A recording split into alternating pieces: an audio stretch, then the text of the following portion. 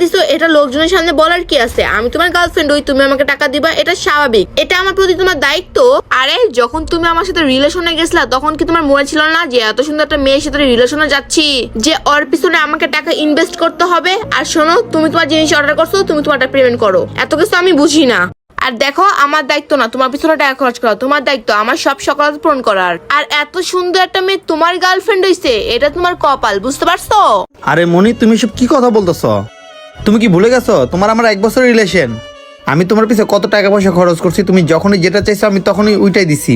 আর তোমার ফ্যামিলির থাকার জায়গা ছিল না, আমি ওনাদের একটা ফ্ল্যাট দিছি আমার নিজের টাকা দেখি না। আর তোমার মুখে কিনা আমি এসব কথা শুনতেছি?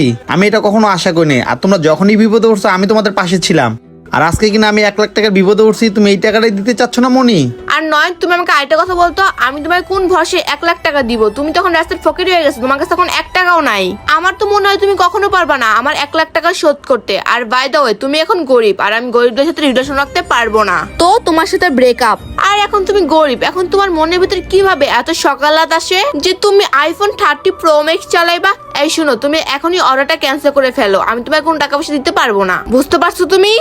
দেখো, তোমাকে আমি সরাসরি বলতেছি, আমি তোমার সাথে এখন রিলেশন রাখতে পারবো না, কারণ তুমি এখন গরিব। আর বড়লোক একটা ছেলেকে দেখে রিলেশনে জড়াই ফেলবো, কন্টিনিউ রিলেশন করার পরে তাকে আমি বিয়ে করে ফেলবো, আমার লাইফ পুরো সেটেল, শেষ। আচ্ছা পার্সেলটা দাও ভাইয়া। ঠিক আছে ভাইয়া, আমি তাহলে আসি। আচ্ছা যাও। আরে ভাই, পেমেন্টটা তো নিয়ে যাবেন। এটার পেমেন্ট দেওয়া হয়েছে। মানে এটার পেমেন্ট দেওয়া হয়েছিল। আর যে ছেলেটা আসছিল আমার খালাতো ভাই হয়।